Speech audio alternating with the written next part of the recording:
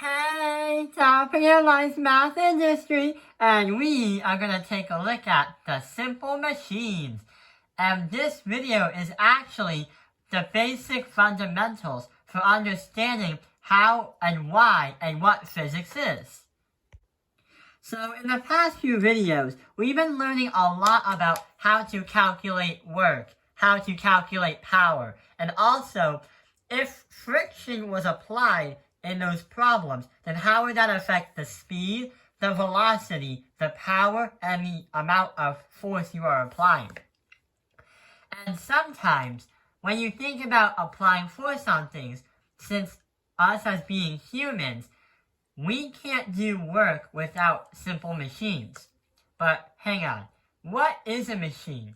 Sure enough, you think those machines are like cars or those the ones that go in the factory that go chug chug chug. But in the physics world, this is what the definition is. In the physics world, here is what the definition is. So a machine is a noun, and it's a device that is used to multiply the power needed to perform the same amount of work, but with less effort needed. So with machines, we can do and make and perform anything we want to if we put our mind to it, because a machine can help us perform the same amount of work, but not require a lot of effort needed to do the work.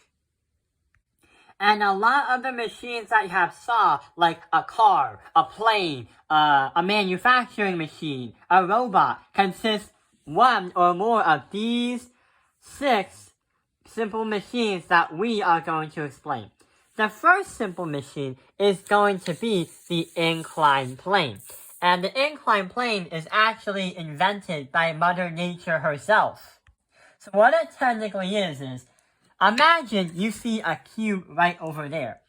But the problem is that cube is really, really heavy. Let's say the weight of a car. So assume that's 1 ton. It needs to go up there, and it doesn't make sense to get a bunch of people to lift with their backs that car onto that platform, which is impossible to do, and number 2, I wouldn't suggest that. An inclined plane is, yes, you have to use a plane, some kind of platform that is put here and creates a right triangle. Instead of lifting the car or the box up, we would drive or push the car up the ramp to get it onto the box. So, an inclined plane is literally some kind of platform that allows us to use less effort, but also multiply the amount of power needed to do the same amount of work. If the platform is long, and it also is it doesn't have a steep slope, the work needed, or the effort needed, is very low, but it will perform the same work. And it's a lot easier. But if you are trying to put that thing up here, if that was going up here, which I can't really do, if I had that cube and went up, it's going to create a lot more effort because it's trying to push against gravity. So the inclined plane, what angle you put it, and the height of the object, the height of where you want to put it, is going to affect how much effort needed, but perform the same amount of work. So that machine right there is an inclined plane. The rocket is launching in 1 minute. We gotta hurry. You guys need a ride? Don't let him get through, man. We've got company.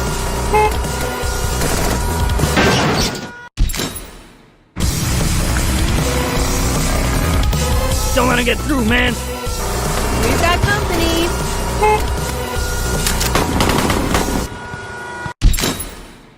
So the next one we're going to take a look at is going to be called the lever. So the lever is kind of like an inclined plane. This is our lever right here.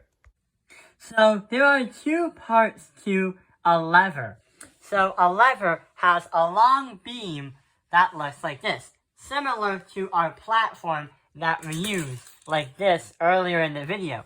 But how is that beam hanging in the air? Well, when I talk about the air, it's actually being supported by something. The thing right here, that green part, is going to be called the fulcrum. And the fulcrum is what's keeping the platform in the air.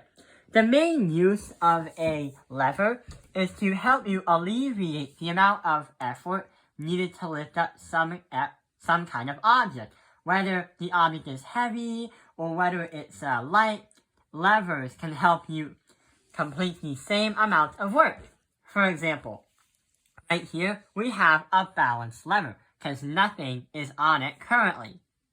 So if you have a binder clip right here and put it all the way to the end, notice how the lever is a little bit unbalanced right now. But this flex wheel from the robotics classroom of our high school, if I put it on the same part, it turns out that this is not balanced. And the fulcrum is saying it's not balanced. So what we gotta do is try to make it balanced. We're gonna try to leave that black thing, that black binder clip right there, and we're gonna try to balance it by moving the flex wheel. So if we move the flex wheel, and we experiment with it, we're almost there. It's almost there. Whoa, whoa, whoa! It's almost there. If I move it just one. There, done. So now it's balanced. Notice how the distance of the lever and also the amount of newtons on the lever is going to affect if it's balanced or not. That flex wheel is a lot heavier, and since the binder clip is lighter, the flex wheel has to be closer to the fulcrum in order to balance it. If there ever was a time that you need to lift something heavy like that, you would need to move the fulcrum too. If you move the fulcrum and put it right here, that wouldn't really help you because that leg you're trying to push up. If you move the fulcrum to the right, it's really going to help you a lot. And it's going to alleviate a lot more force.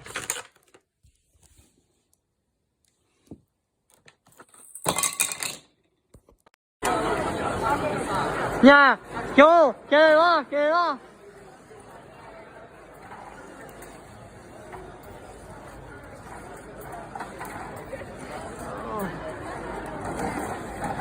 And come down in 5, 4, 3, 2, 1.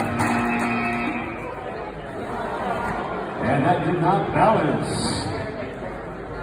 Okay, moving over to the engineering studio.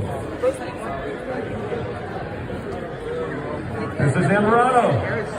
You're up. It was so cold that I had to sit there for 2 minutes.